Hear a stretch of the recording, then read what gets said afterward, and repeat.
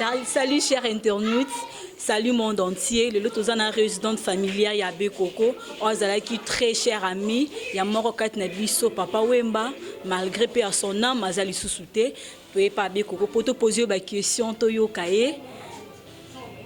Toyo Kaye, merci. Par rapport à la disparition, il y a Baoba, il y a un monument au Néné, Kat Nabiso Azali Sousouté, donc il est plus en vie, il est déjà décédé. Tout ça, tu es bien à Bekoko pour te poser des questions pour aller le bonsoir à Bekoko. Bonsoir maman journaliste. Merci.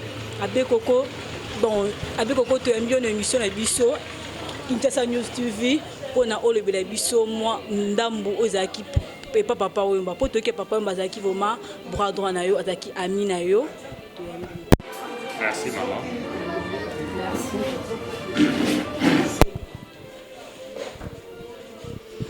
Bon, à Bekoko, donc date le 24 avril, il rappelle encore Nini.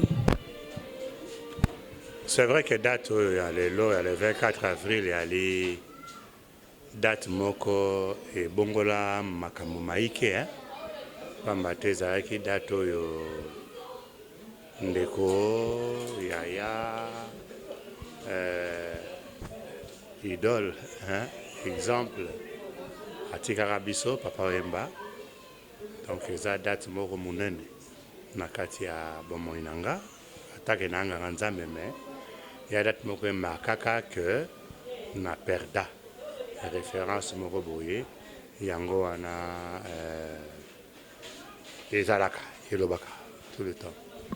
Bon abe Koko relation ni nozala ki na Papa Wemba parce que comme on a abe munene lokola yo ozana relation musicien donc les musiciens des biso le baquet musicien mokili mais yo abe étant que religieuse morobo aux en relation na mutu morobo bon selon battre le baquet cause la musicien ya mokili peut-être azam taba science yo suko dans un religieux on dit mina yo non aux la pembe na mutu wana Papa Wemba alinga kia koma sango akalo kwanga na koma sango.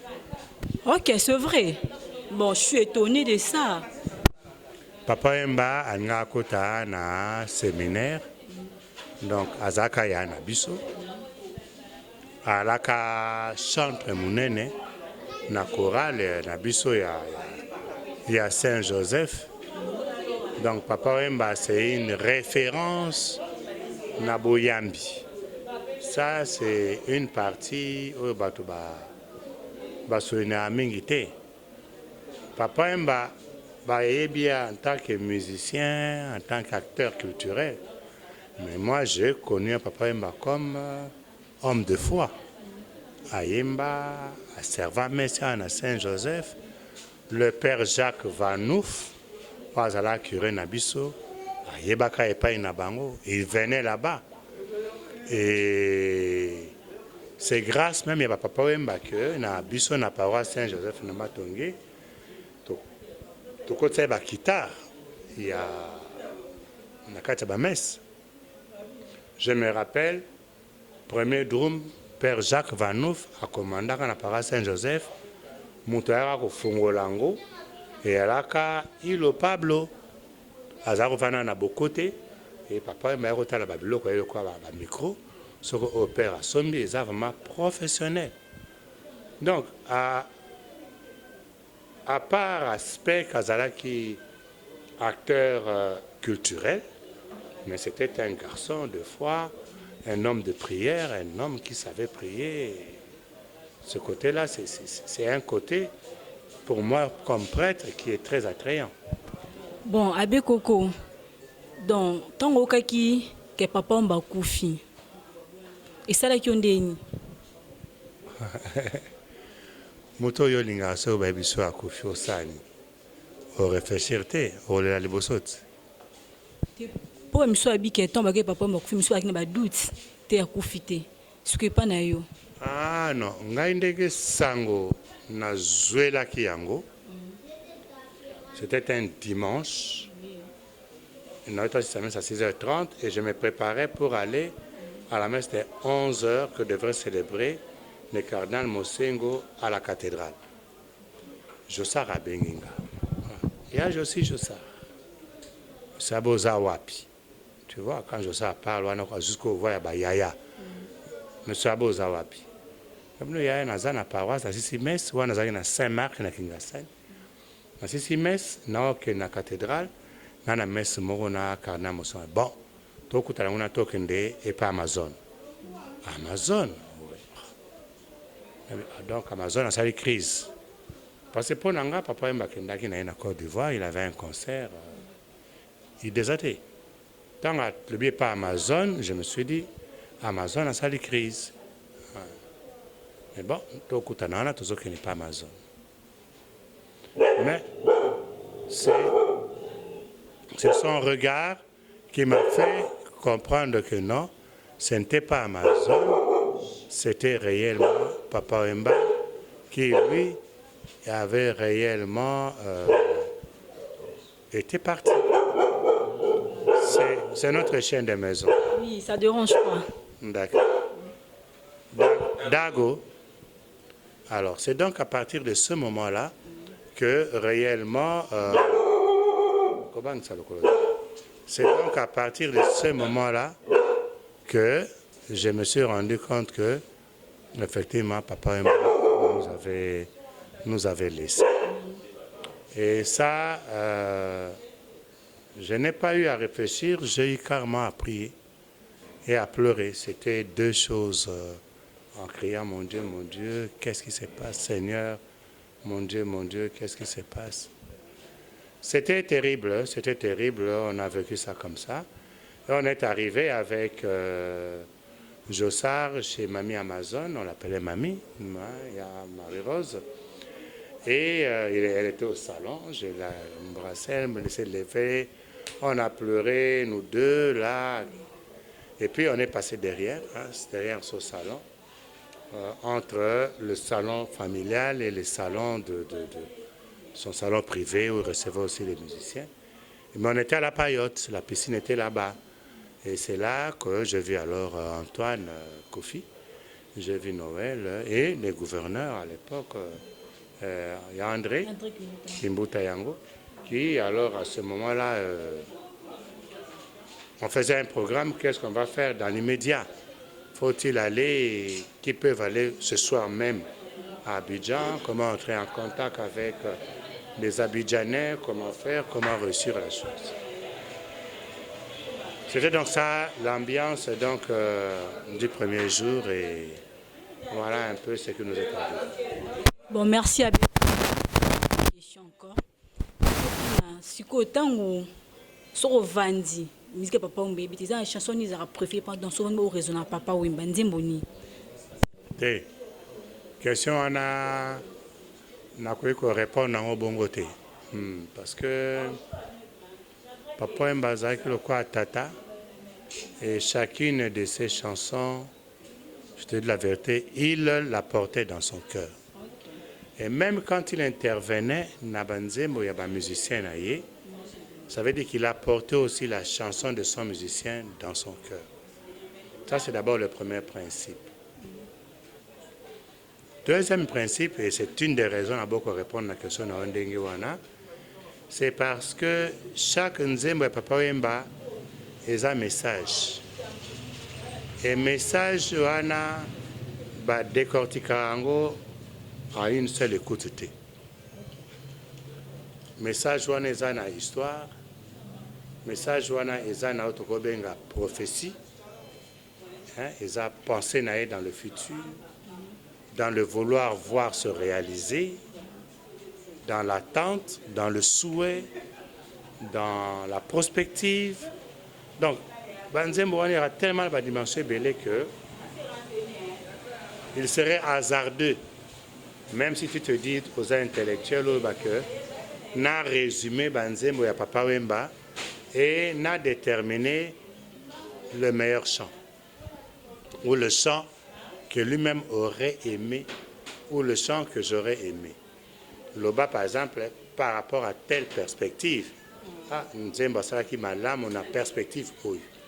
Na perspective où. Na perspective. Alors, et il a tellement de perspectives, ça c'est sûr. C'est sûr.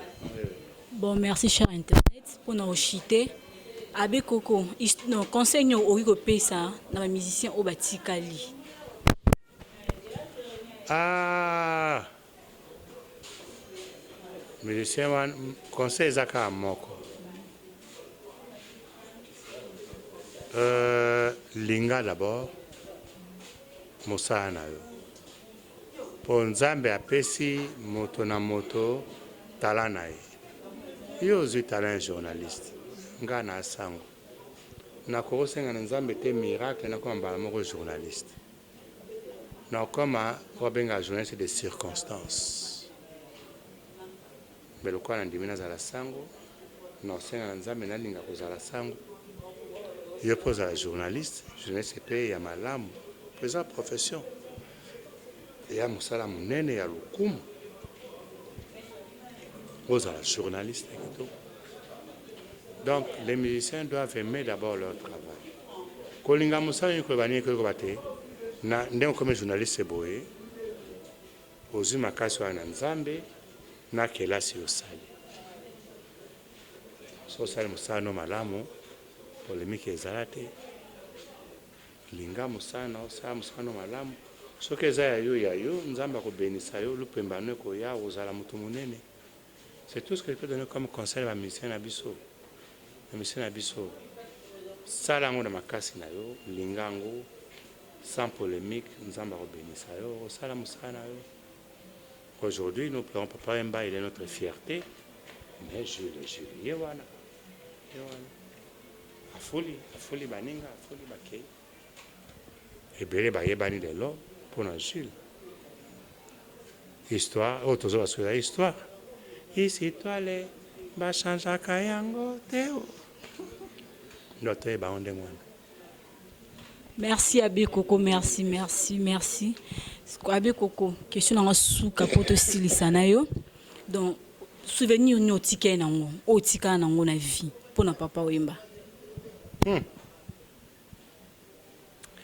Napeka moto na makasi na Papa Wemba nakoyeba te tala souvenir natika nango. Nakoya koloba tala ba souvenir natika nango, mais malheureusement moi pe na kontango ezate. Il est qui tel mebele. Donc attends moko Abe Coco. Oyo elelisa ngai ti lelo nakoloba ça va faire une quinzaine d'années. À chacun de mes anniversaires, il y a sacerdoce le 1er août, Jules azalaka kozangati. Akoya messe, après messe, na leki nanga à Dekoko, le lokuto pesa anniversaire nae, pour abotama bango nyonso le 24 avril, Chantal Coco, Ade Coco, Do Coco, V Coco, abotama bango so lelo. Donc, joyeux anniversaire à Ade Coco, voilà. De Prix India, donc, à toute la famille, Ade Coco, joyeux anniversaire à vous. Ouais. Alors, l'anniversaire de la sacerdoce, Papa Wemba encadra yango chaque 1er août à Koya, à Kotimes, après mes tolenaye, Ade Coco abeta banzema interprétation, Papa Wemba yebie petit na la kisai, à Koyemba 4-5 nzembo. Maman Moloka qui était d'ailleurs des invités naturels à Saint-Joseph, na cour à complexe scolaire Monseigneur Moquet, et bien à chaque seconde, bakoye, Papa Wemba akoyemba, akobitsa bam, et comme le rendez-vous annuel. Et donc là, ça me manque, l'absence de Papa Wemba à chacun de mes anniversaires, ça me manque. Et ça, c'est vrai que ça me pèse. Bon, Ade Coco, à propos de l'orchestre Papa Wemba, s'il vous plaît, pour une question. Est-ce que vous contribuez à vous soutenir moralement, physiquement ou comment? Wanezali naloba eboniseli ya mosala ya sala. On ne peut pas nier que 75% il y a valeur ajoutée na bomo Papa Wemba eza lié na mosala ya musique. On ne peut pas non plus nier que 55% il y a assise, assise fiscale, assise de valeur Papa Wemba. Et Vanda comme Moutou, hein, comme individu, n'a vu la musique parce que base n'a pas de zaïko. Mais comme personne, Jules, indépendante, c'est effectivement à partir de la musique. Et héritage musical, à tiquel biso ezali, viva la musique. Et l'orchestre existe. Problème moi neza nazo lo kanisango mingi zate, l'orchestre fait quoi?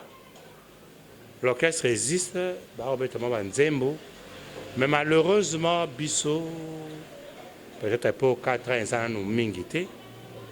Biso ba fan ya Papa Wemba, biso bande kwa Papa Wemba. Biso libota culturel Papa Wemba, biso ba mimolokai, biso ba Papa Wemba. Toza kolinga tout de suite to visito total bango comme si Papa Wemba était vivant et était au milieu d'eux. Au moins, aux en appétit moko, à l'oka yemba matati na niveau ya Papa Wemba koma na temps. Au moins, azo koma karate. Pour yozo le retrouver na ye, au Papa Wemba komaka. Mais yazo koma ngote. Donc, bozang Papa Wemba wana ezo kokana no compenser vide wana ti. Donc c'est que muto ma il faut imiter azana nte. Problème des airs, toujours kanisa ke fo mutu moko a buta na likolo aya ko imiter Papa Wemba. Akozala te, akozala kapete. Et c'est ça ce que nous n'arrivons pas à comprendre.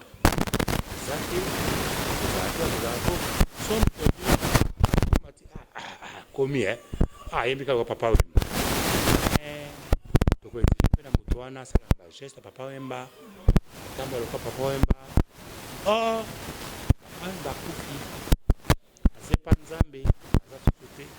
Donc on n'aura pas un deuxième Papa Wemba.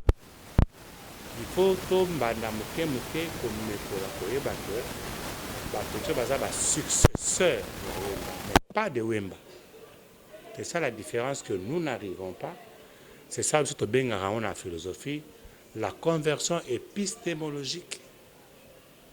Oyo biso tozana ko réussir ko salate.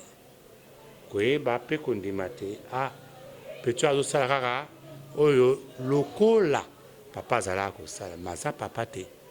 Donc tokolo ba ko exiger ta koma na niveau papa aza ko koma ya na mungongo eza na bokoteli eza na ba blague eza na ne tamboli ne taleli ne lateli ne vandeli et kozala ka de faté kozala ka te. C'est ça ce que en fait, il y a un problème exact à niveau penza il y a orchestre, mais à un niveau il y a biso, bayo qui n'a pas talé il y a orchestre. Photo ndima que babeta na biloko to yeka ya Papa Wemba. To banda ko indima que ah ouais beta alo bien ya yete. Peta sa kwa lo kwa yi. Soto sto ndimi yango alo barbano baksa. Banzemu na bango muke moko. Ah, tu connais ce que rendi ma bango na deuxième niveau, on a des choses pour adopter bango. Voilà. Oui, merci. Bon, wana toyamba ki moko kati na biso abe koko o paibani ayebani makasi na monde entier toyamba ki ay bon na te poser ki ba question na biso to zupe ba réponse na biso à propos il y a la disparition pardon Papa Wemba toza a na résidence familiale ya ba abe koko. Bon, abe koko mot de la fin. Conclure. Bon, d'abord, je remercie Bino, hein, parce que na temps ya coronavirus et à la Kalelo boy musique hein, plein. Mais totosi mibeko ya bakonzi ya mboka, mibeko ya bakonzi ya santé, totosi. Yango na moni na kimi kozala na couloir na ngaki na telema wana mais ndenge bayaki wana kaka photo 30 personnes 50 personnes et ngaza kobuka mibeko ya l'État yango na baina ya na mabokutu na kata libota pour que tokoka ko solo lango. Donc na remercier bino na courage bozui pour que événement et les cas inconnus toté na yebike na ndenge na biso tozo bongisa babokuta na biso en privé kosambela kozala mwa eboki moko moke po tobosana yango te kasi bino boye kokutana na biso naloba kolendisa biso na mokolo lelo c'est normal toyebana bino merci. C'est bon courage. Oui, merci à Abbé Coco. Merci, merci, merci. Merci, cher internaute. Comme on a fait une émission à Bisso. Ceux qui émission il s'appelle ça qui ont numéro n'angé les qui on a pour na conseil. Ceux qui n'a pas été que le baco numéro n'angé na pour na conseil. Na pe simbo te na maman chérie maman Asala que José de l'eau, José Pontar de l'eau à vivre à l'envie. Zizi Bambo, ma très chère Coco na lingami. Donc on m'a porté au cœur. Antoinette Mousseka, et toi aussi Laurence Dada. Je n'ai pas oublié toi, na Bossanioté. Et une fois de plus encore, joyeux anniversaire à toi, Adé Coco, malgré na Bossani, mais joyeux anniversaire car on a une dia, na surtout joyeux anniversaire na yo. Na Bossani pété na ta mal à l'aise moi Sinzambe, joyeux Mbote belé bisiko za les mères d'Extrocadéo bambote belé Hervé Mobali bambote belé na bisiko zali. Commis à la fin.